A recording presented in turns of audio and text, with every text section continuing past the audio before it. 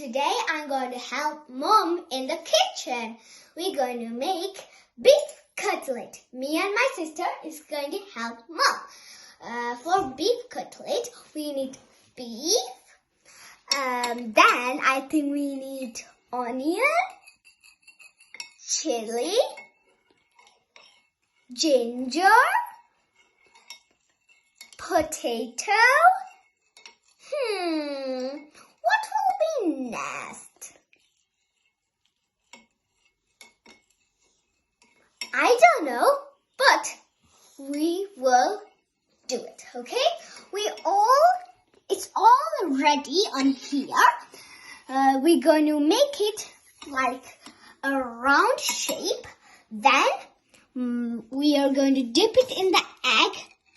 Then we're going to dip it in the, what does it say?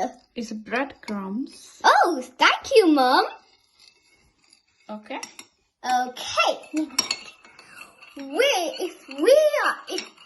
are ready.